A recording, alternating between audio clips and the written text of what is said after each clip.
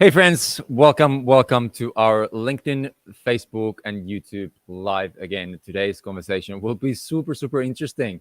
I'm joined by a friend of mine from England, James Hewitt, who is a performance scientist, and this is going to be extremely interesting and rich conversation. So, James, welcome to the show. How are you doing, my friend? I'm doing great. So really looking forward to our conversation. Thanks. Yeah, absolutely. Fantastic. So, you're a very much a science-based person. You have a very deep knowledge and experience from science field, and as well as what I'm also very interested about, sort of how we incorporate that into a sort of lifestyle practices, tools, and frameworks. And you have also very rich and deep experience working for the top companies as well as for the training organization. So I think this will be extremely interesting conversation. So just a quick shout out to people that are joining us live or either watching us replay on any of the platforms. Feel free to leave any comments, any thoughts, insights, or ideas. And then we can either answer to them during this live conversation towards the end of the conversation, or either we catch also on replay. So any thoughts or comments, feel free to leave them into the chat box, and then we'll pick them up from there and do our best to, especially James, will more than likely pick up them and answer as depth as we can. So with that being said, James, let's kick it off with, I always like to have a little bit of a personal story and a little bit of a background for people that, especially my audience, that maybe haven't heard from you.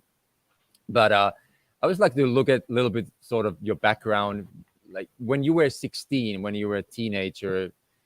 What were you doing? Were you running in the woods, or you were playing football on the field, or what was your sort of childhood like, and especially in maybe relation to then your sort of dreams, aspirations, and goals that you had when you were sort of a teenager? Let's start from there. Yeah, so that was a long time ago. But I mean, I think one thing that's probably helpful to know about me is I love sport, and I particularly love sport with wheels. Anything that's got wheels involved in it. And so actually, up until the age of 16, I'd been doing a very obscure sport called inline speed skating. And so when I was a young kid, there was a kind of a roller skating rink near our house, an indoor one.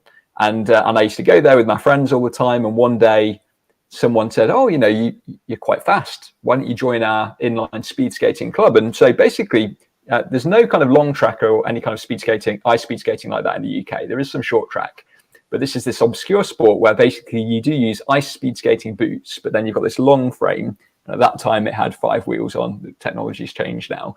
But anyway, I joined this local speed skating club, inline speed skating club, and progressed through and eventually ended up racing for the national team as a junior, the British national team. And so in my early teens, kind of up until the age of 15, 16, I was actually racing all over Europe in series of races, inline speed skating. I went to several European championships and did quite well in competitions. But it was a tiny sport. It's not an Olympic sport. There's not really any money in it or progression. And but at that point, I already kind of got a sense that I had some capabilities as an athlete. And I was definitely much more orientated to being an endurance athlete. I'd started doing some road cycling actually, as some cross training for speed skating, and felt that maybe that would be a better route for me. So actually, at the age of 16, I switched over completely and got into road cycling, but also track cycling. And I threw myself in at the deep end. 3 months after I'd started cycling, I went to the national track championships, so indoor on a velodrome, and did okay. I was top 10 in kind of individual pursuit and kind of points race and that kind of thing. But I really didn't have a clue what I was doing, to be honest. But I was committed. My goal was I wanted to really try and maximize my potential to see how far I could go. And that's been a common thread really through my whole life for myself, but also in terms of what I feel my mission is in life in many ways. My passion is to equip people with science-based tools to achieve more of their potential, to realize more of what they're capable of. So initially, that mission was really focused on me. So I raced as a road cyclist mainly, but a bit on the track. From the age of 16, I worked my way through And I turned under 23. So once you're 18, you go into this Espoir category, and raced in the Espoir category in the UK for about a year. But at that time, back in the very early 2000s, I'm dating myself now, aging myself, there wasn't really a very established pathway to become a professional road cyclist, because I felt that really that's where I wanted to go. I wanted to be a full-time racing cyclist. If you wanted to achieve that aim as a young cyclist in Britain in the early 2000s, you basically moved to the continent and tried to get a position on a European continental racing team. So that's what I did. At the age of 19, I moved to France. I think everyone thought I was crazy because this local regional team had given me the opportunity to race with them. Now, it was run by this really interesting guy who also owned a hotel in the town, as well as kind of other properties, and basically said, if you do a bit of work for me in the hotel, which basically involved me making a few breakfasts and driving people to and from the airport, then he said, you can live for free in one of his houses, and he would coach me, and I'd race for this regional team and be able to kind of start to develop and really figure out what this sport was about. And so I was really thrown in at the deep end, but over the years I progressed, and eventually I got to ride for a better team, and they gave me a little bit of money, which meant that I could actually start training full time and racing full time. And so I did that through my under 23 years, and in the end ended up racing for a development team for one of the pro teams. So it's an elite under 23 team that was linked to one of the pro teams at that time, which was called Brioche Boulangère. It's got a completely different name now, but the entity kind of still exists. But along that pathway, kind of realized that I wasn't the most talented athlete.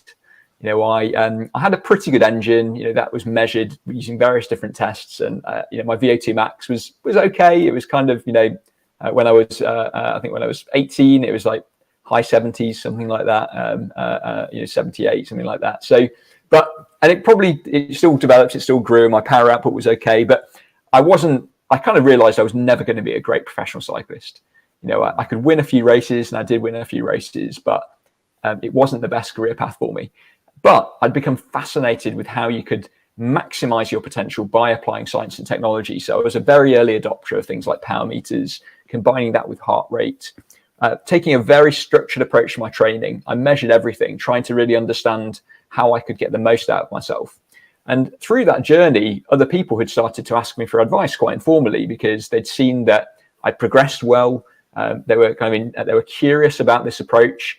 It was very unusual. A lot of the French teams and my teammates thought I was crazy for always looking at the numbers. This was at the time where everyone was still just riding by feel, by sensations. There's definitely a place for that, but I felt in many ways I was kind of pioneering this new approach. And so I made the decision in the end that I'd probably be better off dedicating my time and energy to going back to the UK to studying sports science. And that's what I did. I went back to university.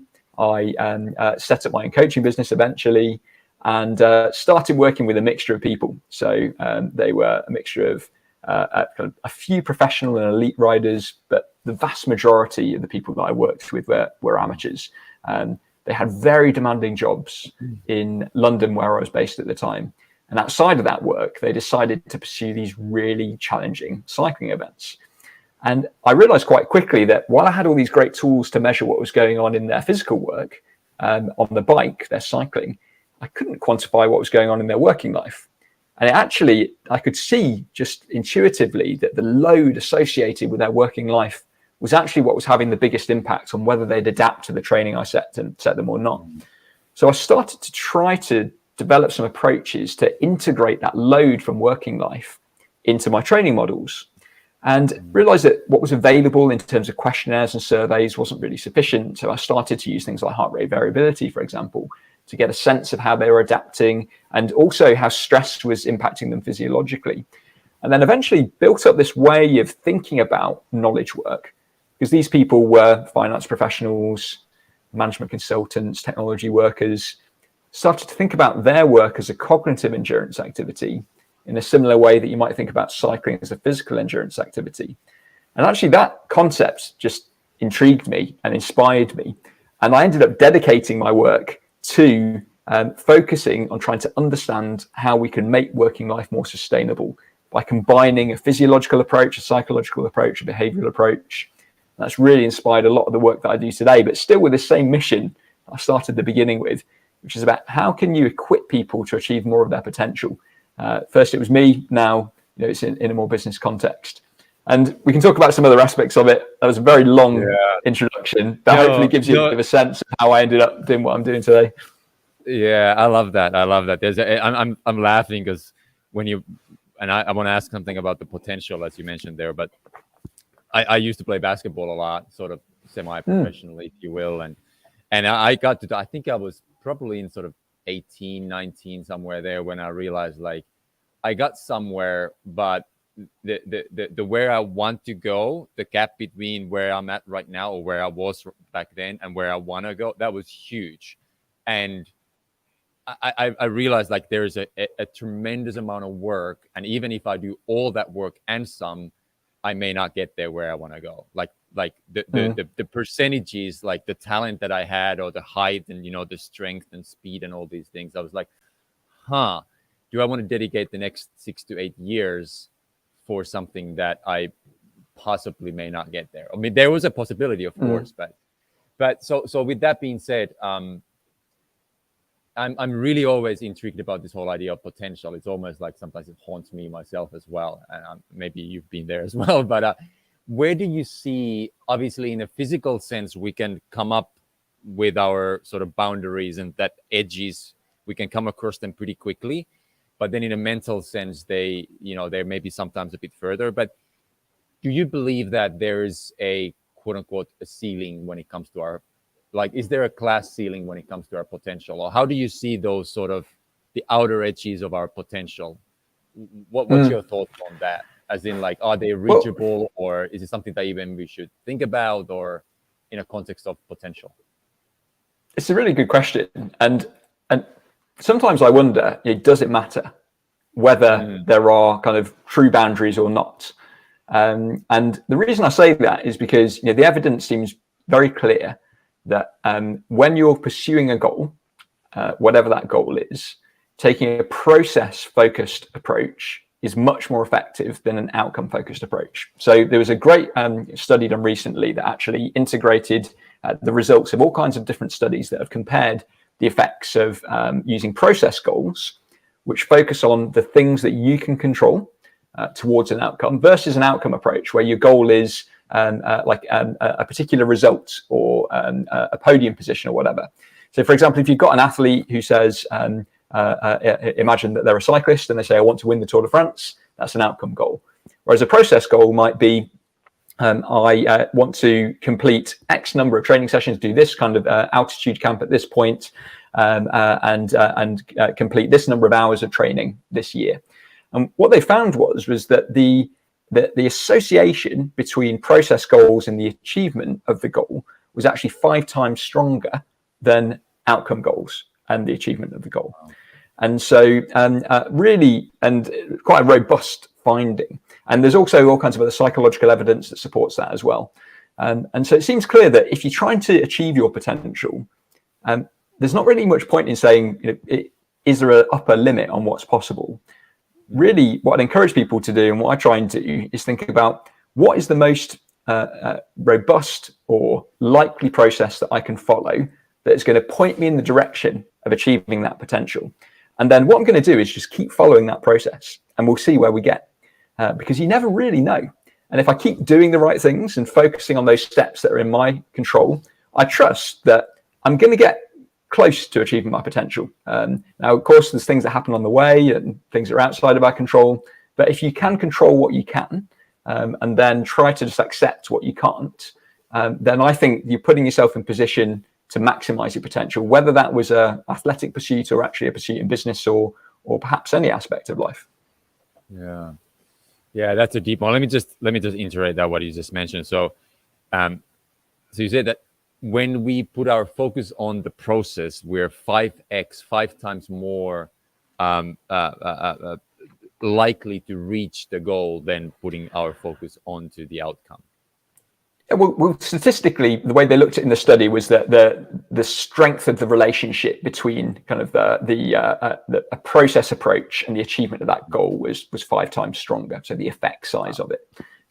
So we can get into the semantics of how you communicate statistics, but essentially, the bottom line is you're probably better off to follow a process approach based on the available evidence.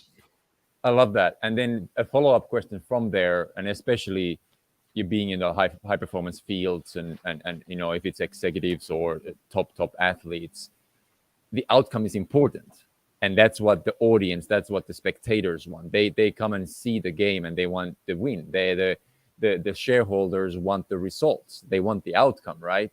So how do you yourself or either the people that you coach, how do you sort of balance that equation between going for the outcome, but then understanding like, hey, the process matters, but then obviously the outcome, especially, I would say, especially when the stakes are higher and when there's more pressure from the outside is looking outside, I'm meaning the audience, the spectators and what have you, they're looking for the outcomes, right? But you're looking for the growth. So the how way, would you, go on. So the way I'd frame it is that I say, focus on the process while keeping the outcome in mind. And actually, you've got to keep the outcome in mind. And actually, the outcome is what you start with. But the way I look at it is it's a process of reverse engineering. So we first do define the outcome. So say it's win the Tour de France or get the promotion, you become senior partner, complete the merger and acquisition, get the company acquired, whatever it is. But then what we need to do is actually sit down and break that down into process-orientated steps. So, okay, so we know that this is where you want to go. And now how do we break it down? And the great thing about focusing on the process while keeping the outcome in mind is that when you break those steps down, some of those steps are going to be dull.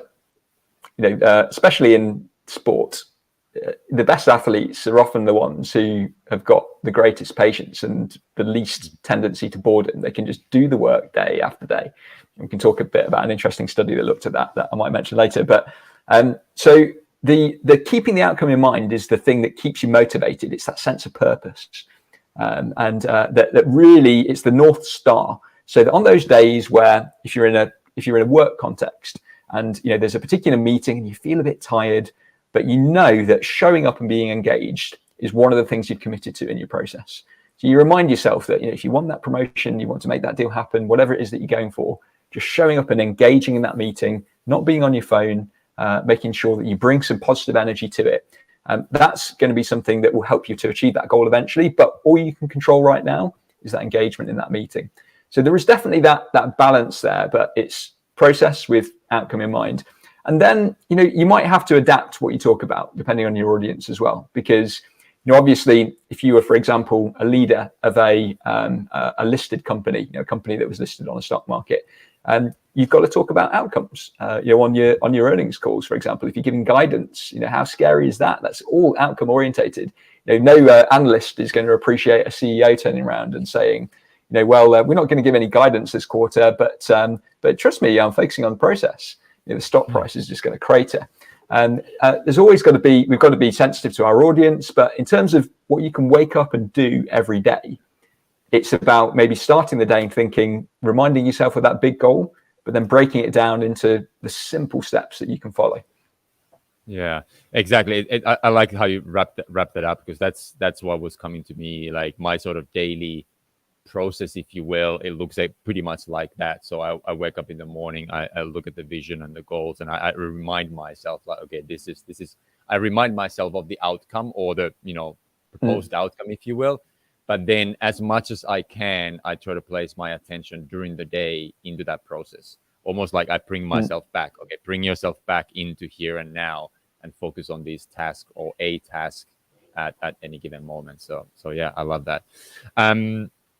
All right, a little sort of personal interest of mine. I'll take a little left turn here, but you also spent quite a bit of time in my home country of Finland, and I know you worked for you were part of a Hintsa Performance, which is, correct me if I'm wrong, was one of the leading performance sort of in the performance field, is one of the leaders probably in Europe. What were your takeaways maybe from there, as well as your time in Finland? Like, what was that like? Yeah, that's a good question. So, I mean, my time in Finland was incredibly formative in terms of, for me, as a person, also in terms of professionally in my career.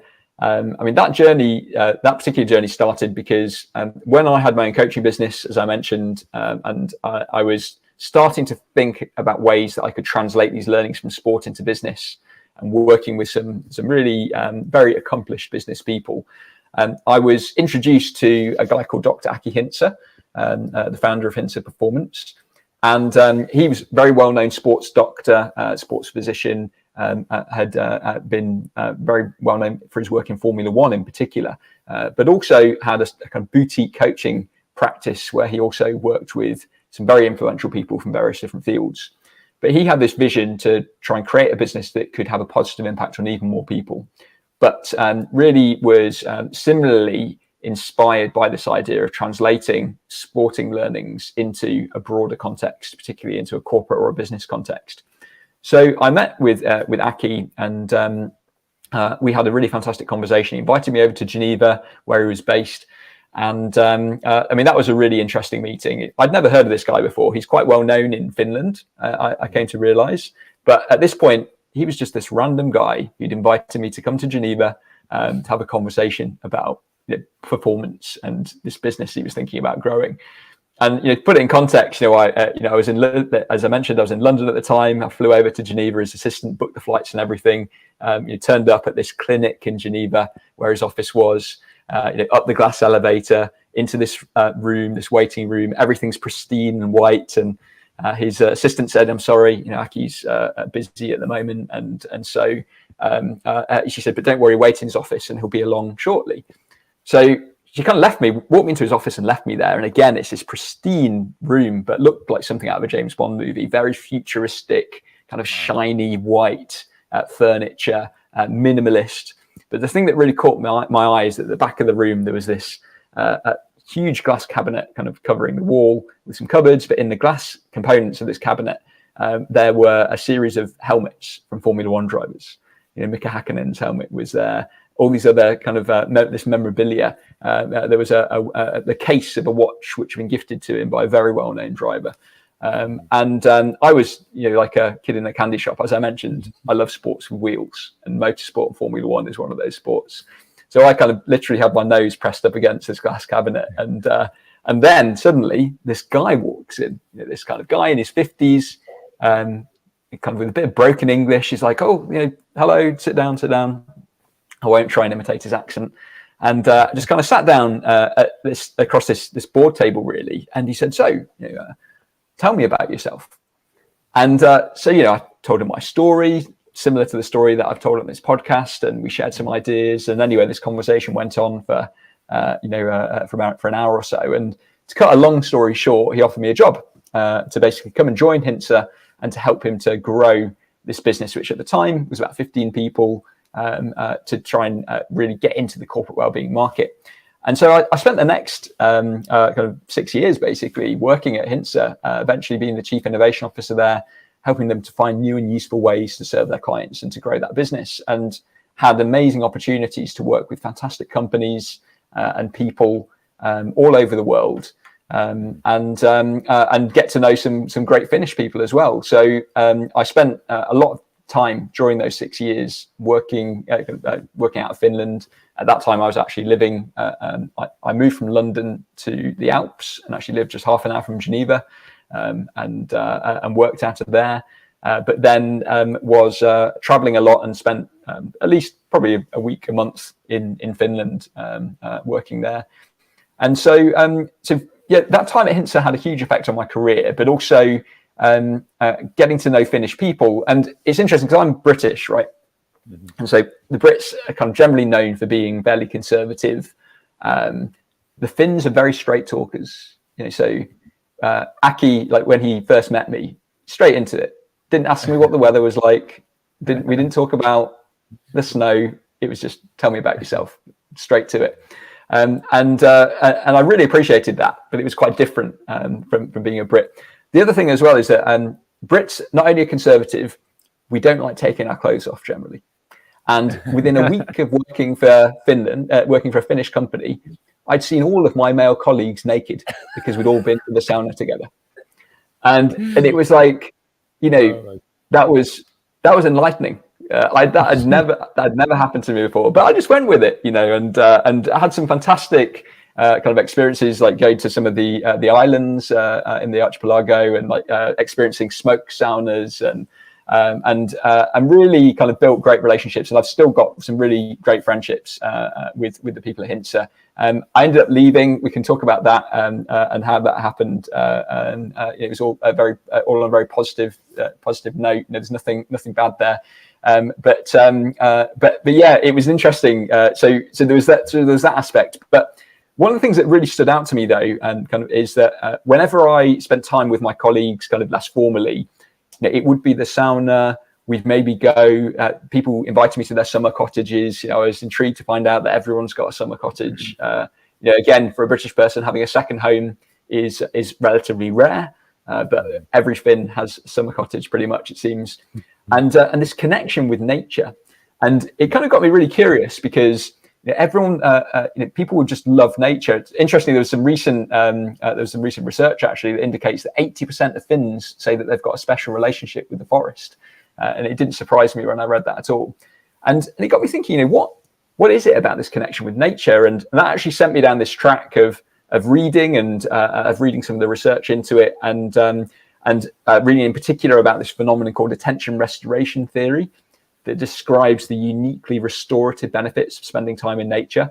There's some really interesting Finnish research that also describes the association between spending time in green and blue spaces, so at forests or by lakes or the sea, and how that's associated with significantly improved cardiovascular outcomes, so better cardiovascular health, improved longevity.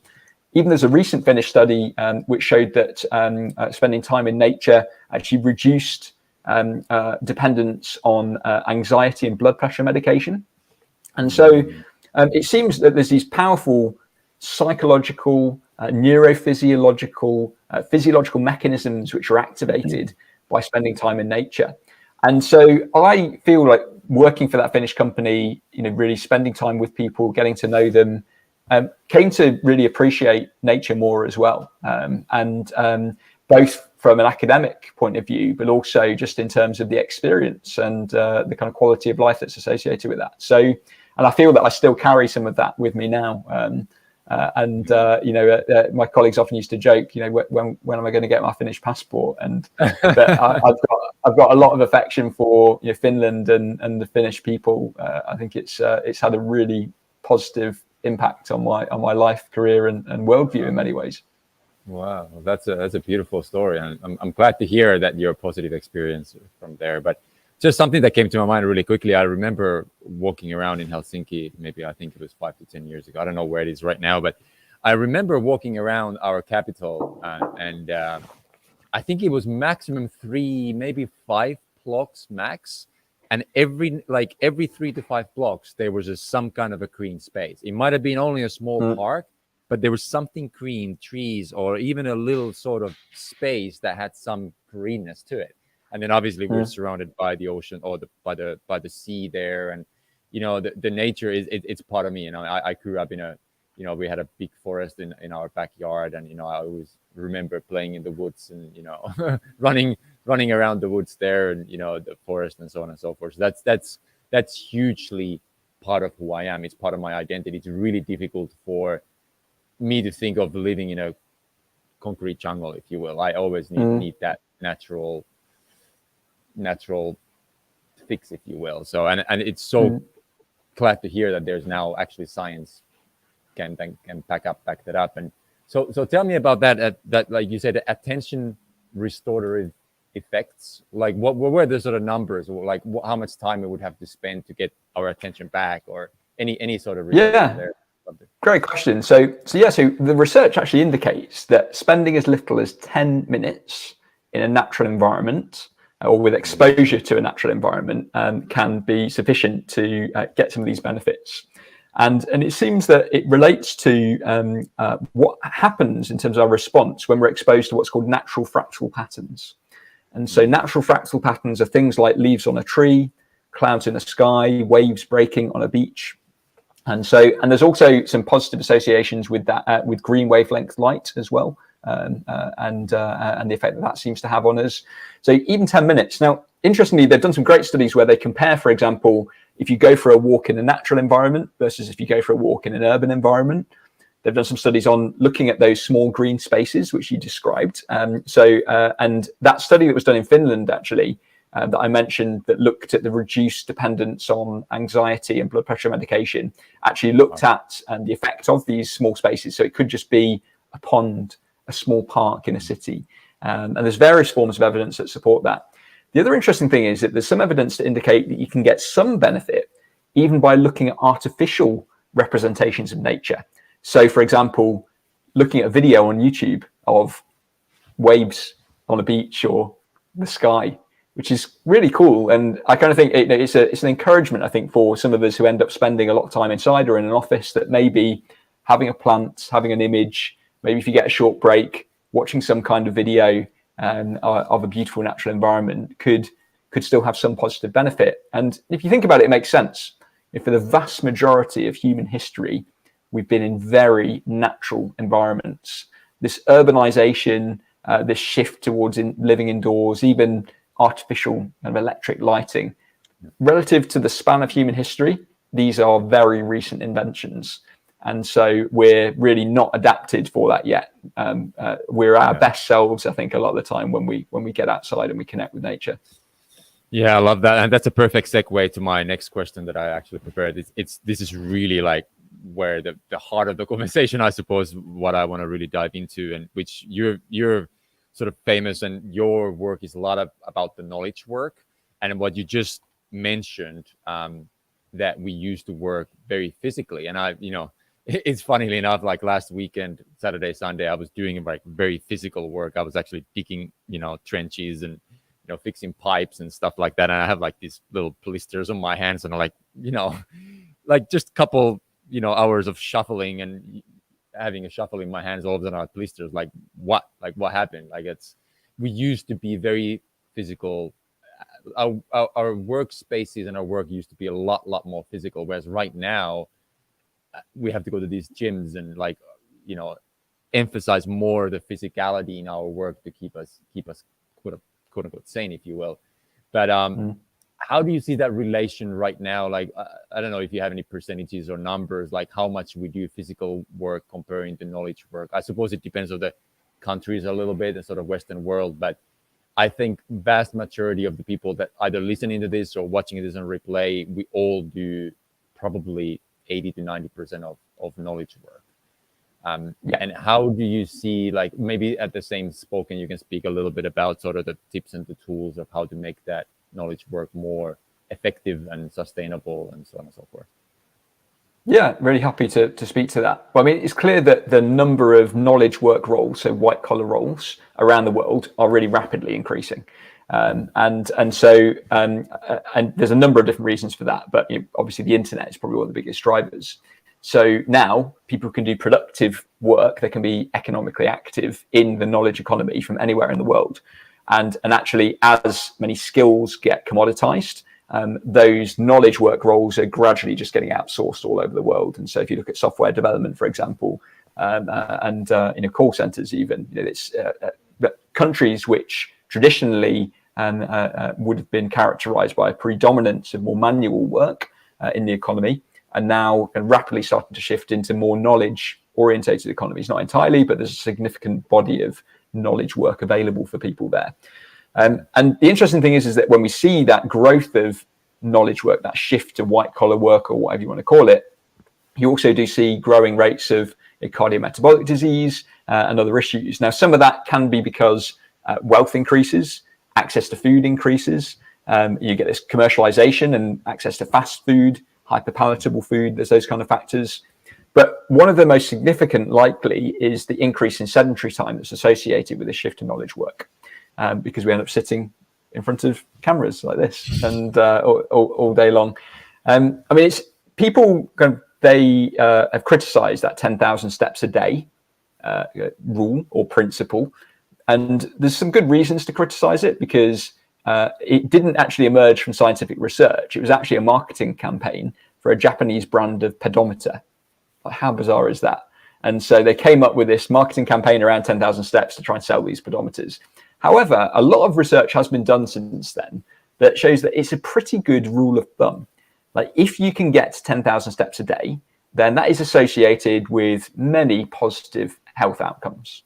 And so practically, in terms of trying to offset sedentary time, if you can try to hit 10,000 steps a day, you're doing a very good thing for yourself. And if you work from home, surprisingly challenging to do that sometimes. That's one of the things I've observed in data in the shift from office-based work to hybrid and remote work, is that when people don't have to commute anymore, they lose a lot of daily steps. They need to be a lot more intentional about getting those steps in. But there's some other effects as well, which are a bit scary. And one of those relates to what happens when we take fewer than 4,000 steps a day, which equates to sitting for about 13 and a half hours.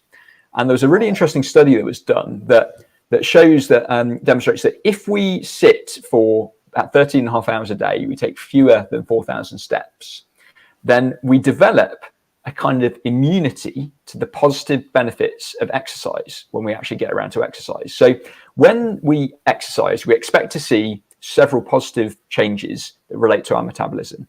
So you expect to see a reduction in the amount of glucose that's circulating around in our blood, for example. You also expect to see an improvement in insulin sensitivity. So actually our body gets better at handling sugar, essentially. And you also expect to see a reduction in the amount of fats in triglycerides, lipids that are floating around in our blood. All positive things for our metabolic health. However, what you see is that when people are sedentary, so fewer than 4,000 steps or more than 13.5 hours sitting for several days, for 3 or 4 days, when they eventually get around to exercise, those positive effects are blunted. So you don't see those reductions in blood glucose that you'd hope to. You don't see the improvement in insulin sensitivity. You don't see the reduction in blood fats. And there's evidence increasingly that indicates that sitting might be what you call an independent risk factor.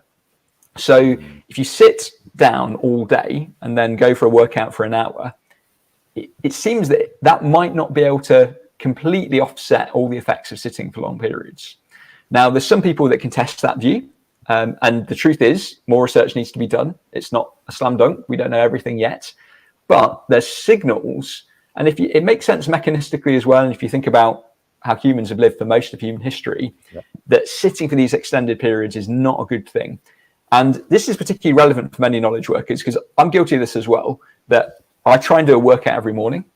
But if I'm not careful on a busy day, then I'll do a workout and I'll easily take fewer than 4,000 steps, unless I try and go for a walk at lunch, go for a walk in the afternoon as well, for example, get up in between my meetings. And so that shift to knowledge work, sedentary time, is likely one of the most harmful changes that we've seen in that shift to knowledge work. Now, there's some other things we can talk about as well in terms of circadian rhythm, social jet lag disruption caused by light exposure, and maybe we can get into that as well. But I think one of the biggest culprits is this excessive sitting that unfortunately characterizes a lot of white collar work around the world. Yeah, that's crazy. That's some crazy numbers that you mentioned there, and yeah, I can like, I have this little sort of polar watch that I'm using, and I especially nowadays, I think I'm averaging about 15,000 right now daily. But I'm very fortunate to live by the beach and the mountains, so I get every sort of little break that I have, I go out and at least in the garden I walk around and I get my steps in. But those days that if I'm a little injured or what have you, it's raining or I just quote unquote not feeling it, then I end up like less than somewhere like 5,000 to 6,000 steps a day. It's, I would say, easily 90% of those days I'm also feeling very sort of emotionally down. I just like my internal self is just, I don't feel motivated at all. It's just there's a direct correlation to the movement that I have during the day to also my mood in the end of the day. Like whenever I've had some 15 to 20,000 steps, I can almost guarantee that I've had a good day. Like regardless what happened professionally, I've always I feel at least, pretty peaceful in the evening.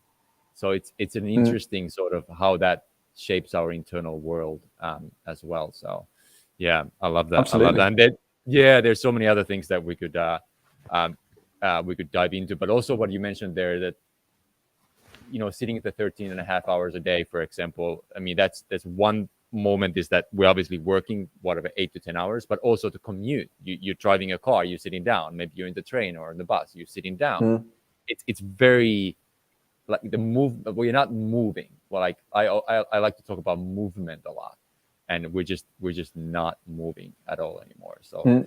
yeah, it's I, I think one thing I but would say is that even though there is that immunity effect, I wouldn't say to people don't bother exercising then, because it still has a benefit. And some people do suggest that it can offset it. And so it's definitely going to, it's not that you don't get any benefit. It's just that you perhaps get less benefit than you would if you'd been moving more during the day.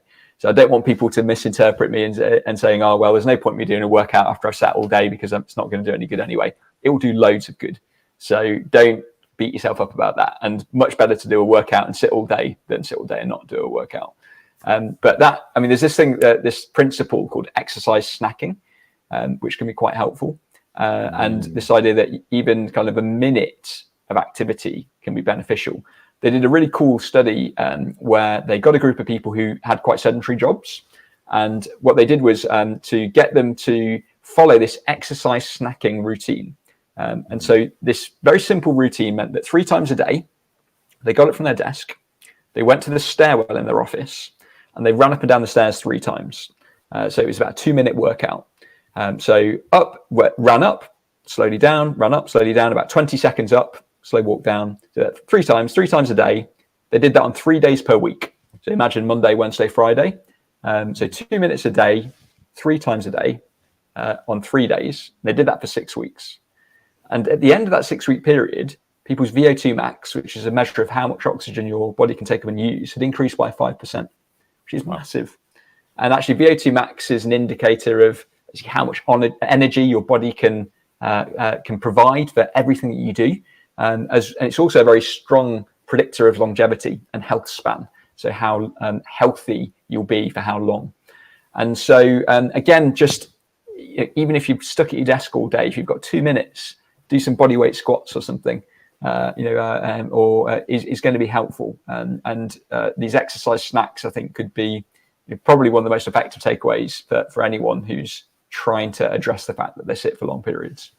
Yeah, I love that. It's funny you mentioned that.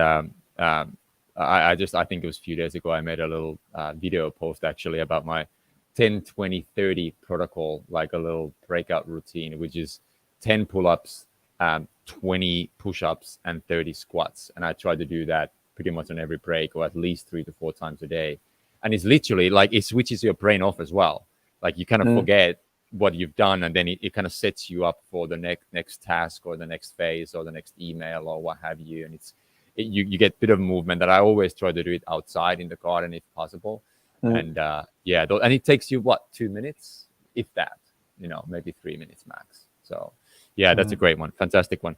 I think we've covered a lot of ground here, and we've got maybe 10 to 15 minutes here left. But I see there's quite a few people there in the chat and in watching us from LinkedIn. So Michael and Kim and Monica, thanks so much for being here.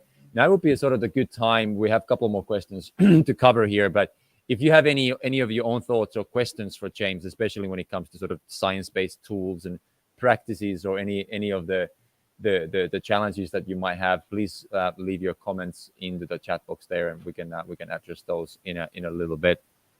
But let's go into something that's interesting one, especially in this day and age, because there's this quote unquote hack culture, and we want to hack everything. We want to find out if that term comes from maybe from coding world or what have you, but now we want to hack our sleep, we want to hack our performance, we want to hack our work, and find like a quick tip, like a quick tools, like give me the thing that to do, something really short and easy, or something that works right now. And then there's this other idea we talked about, so clean spaces, and like these sort of the things, the practices that we've had for hundreds and hundreds of years, that are maybe takes a little bit more time and effort to do, like going to nature and moving and going to the gym and what have you. what's your thoughts from the sort of science perspective, the hacks between the sort of fundamental, lifestyle movement, if you will? Like, because I'm sure you get this question a lot, and people ask you, like, give me the hack. Yeah. And I think, it's obviously there's a place sometimes for hacks, I think, and some can be quite effective. But it's about kind of getting the foundations in place first. And I think that my frustration with this idea of hacks is that, you've got people who are only sleeping 5 hours a night and hoping that some kind of supplement is going to help them. And they're like, forget it, fix your sleep, and then we can maybe talk about supplements on top of that. And or they'll be talking about supplements for sleep instead of just making sure their room is dark and they go to bed at a regular time and wake up at a consistent time each day. So I think it's going to be the basics that that have the biggest impact, and really it's about getting those fundamentals of good quality regular sleep, at least 7 hours a night, kind of eating real food, not too much, mostly plants, and then in terms of exercise, basically there's kind of 4 things that I talk about with exercise. It's about moving more, which is about breaking up that sedentary time, moving slow. And that really, it speaks to the importance of building that aerobic base, that lower intensity work. Sometimes moving fast, which is that kind of brief bit of high intensity work. We call it glycolytic work. High intensity interval training is the kind of spice, gets your mitochondria, the energy factories working really well. And then moving heavy, because the evidence is so clear that if we can build and maintain muscle mass and strength, that's going to massively improve our quality of life, both today and particularly in the future as well. So if we're doing those things, the sleep, the nutrition, the exercise, we can start to think about those things on top. But the way I think the hacks are particularly helpful is in the context of stress management, actually, where often we need very brief interventions to try and break a stress cycle, and particularly during the working day. And actually one of my favorites for that, and it's not really a hack, it's only a hack if you categorize them as these brief, small interventions that you can put into practice. But it's actually breathing. It's breathing exercises, because controlled breathing is one of the most reliable methods to shift your nervous system, to change your nervous system activity. It relates to something called respiratory sinus arrhythmia. And that means that when we breathe, actually that changes the rhythm of our hearts, which actually influences the tone of something called the vagus nerve, which connects our heart and our brain. And then that actually changes brain activity. And so there's various different breathing exercises that you can do. There was quite an interesting study done recently that described 5 minutes of controlled breathing using something called cyclic sighing, and compared that with meditation, actually, for management of stress, but also boosting positive mood. And it found that actually 5 minutes of this cyclic sighing, which is a double inhale followed by a slow exhale, for 5 minutes improved mood and was more effective at reducing stress than meditation, actually. Now, some people say that meditation, perhaps that it needed to be a slightly longer session to be effective. That may be true, but the bottom line is, if you've only got 5 minutes, controlled breathing is probably quite an effective thing to do. Another study showed that actually just 2 to 3 minutes, what's called symmetric pattern breathing, which is a slightly different cycle, and I can share some links with this if people are interested, actually improved performance in a decision-making task, a simulated business decision-making task, just 2 minutes. And that was actually in for a count of 5, hold for a count of 2, and then out for a count of 5. And that's repeated for 2 minutes. So just in for 5, hold for 2, out for 5. Significantly improved business performance, essentially. So it's those kind of hacks that I'm in favor of, where they've got a good evidence base, they're simple, and also they're free. It's you don't have to go and buy some expensive supplement. So I'm always intrigued, and I keep an open mind, because we don't know everything, and sometimes some really interesting things come along. And but in general, I'm a bit skeptical, because sometimes I think they're a distraction from people just getting those basics right and doing that consistently. Yeah.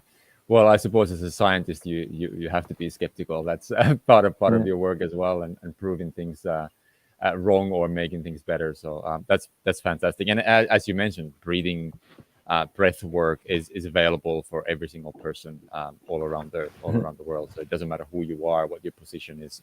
It doesn't matter how much money you have or what you don't have. Like, breathing is something. And also, for me personally, the exercises or something moving your body obviously is available for everyone. So I love that. There's one question that I want to cover up from the comments, but any other how to advise, if you will, how to make the knowledge work more effective? Some of maybe the tools and practices that you're using yourself, or either that you've realized that are very effective in a broader scale for general population, almost for everyone. Any other sort of breathing is one that we covered that, but anything else that you could share or touch up on? Yeah, so I mean, one of the things that I try and do is to, as I mentioned, thinking about how do we approach knowledge work as a cognitive endurance activity. And in a similar way, you think about cycling as a physical endurance activity, or running, for example. If you think about cycling and running, probably familiar with the idea of heart rate training zones, right? And so if you go out and do a training session, you might say, today I'm just going to stay in this particular zone, maybe do an interval session, for example, where you know that you can actually get a lot of work done in a short amount of time by having these periods of high intensity followed by periods of recovery. Now, the interesting thing is that if you look at the training of the world's best endurance athletes, many of them follow what's called a polarized training intensity distribution. So they actually spend huge amounts of time at low intensity, a bit of time at very high intensity, but very little in this middle zone.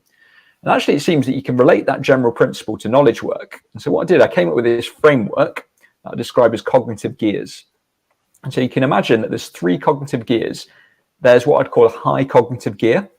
And that is time for that focused, really concentrated work with minimal distractions or interruptions. There's a low cognitive gear, and that's characterized by time for rest, reflection, and recovery. And then there's a middle cognitive gear. And that's time for the menial tasks, the switching work that is just part of our day. But the challenge is that for many knowledge workers, they spend most of their time in this middle gear. We see a similar thing in athletic context, actually, with amateur athletes. They don't ever really go hard enough. They don't ever really go easy enough. They're just in the middle all the time. And as a consequence, they don't adapt. Many knowledge workers fall into that trap too. We're always switching, we're always distracted. There's some crazy statistics that on average a knowledge worker is interrupted once every 11 minutes, and then it takes 23 minutes to get them back up to speed on the original task. Even if you were interrupted for 2.8 seconds, that's about the time it takes to check a notification, even if you don't read the message, can double the task error rate you experience after that.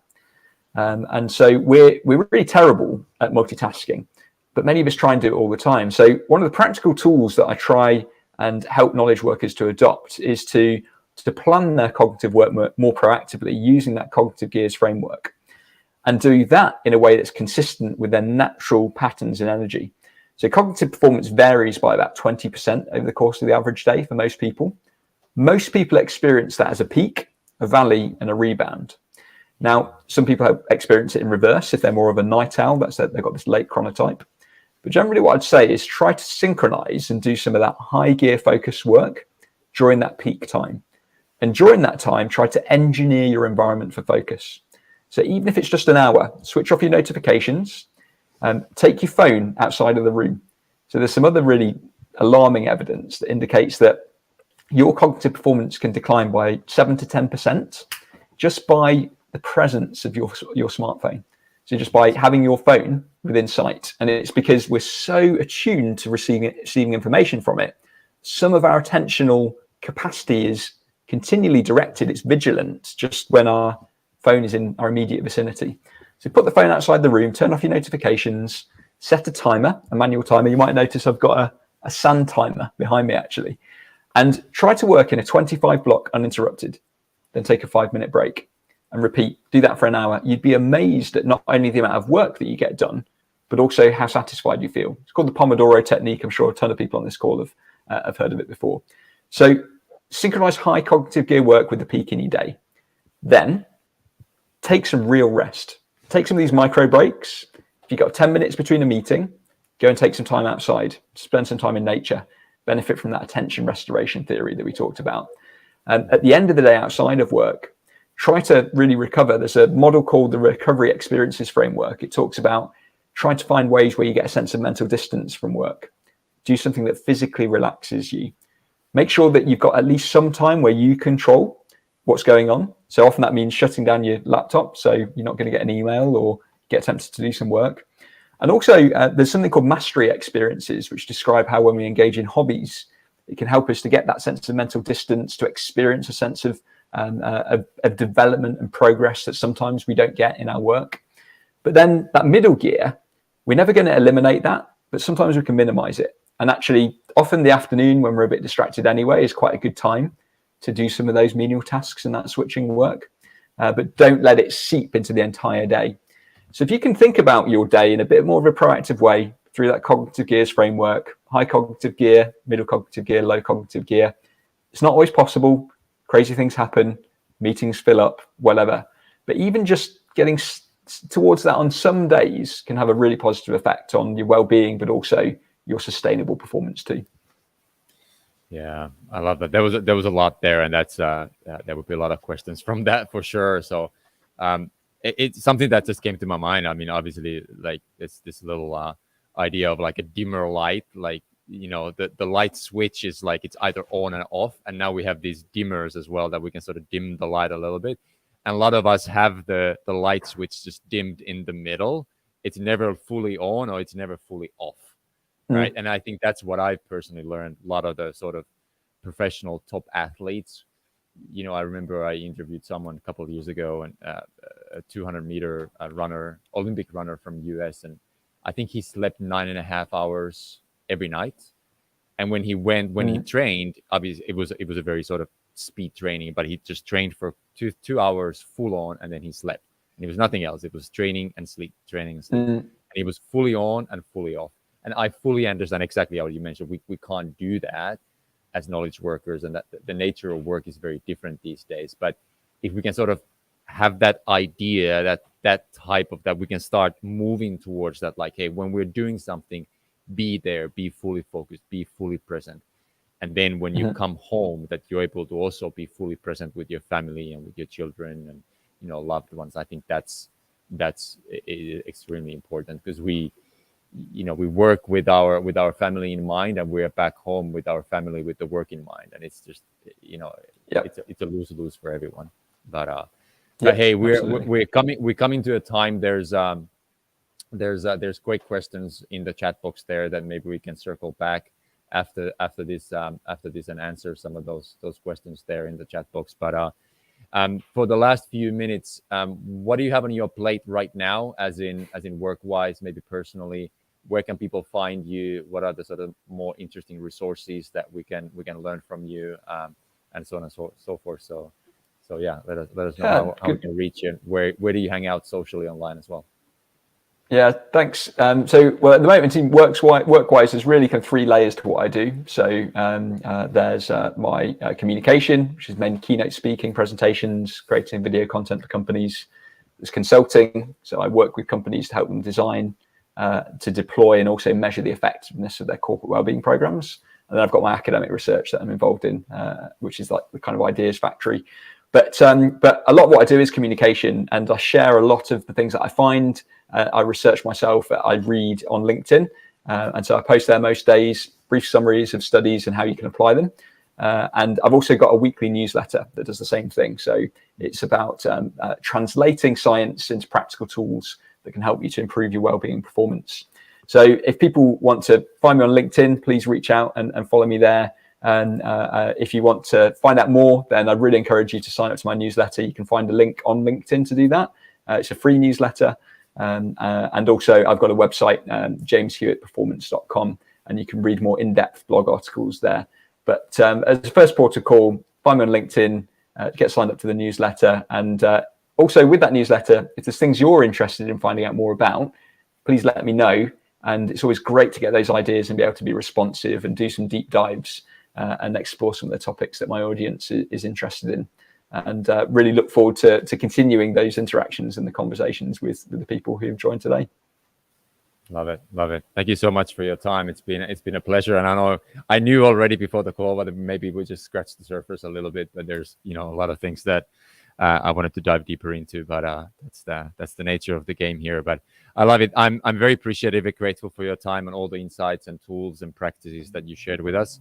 And as I mentioned, I'm gonna put the links there in the comments as well, that people can find you, your website, and maybe get hooked up for the free tools and knowledge that you provide so generously. So Thank you so much, James. Look forward to following your work and staying connected. And thank you so much.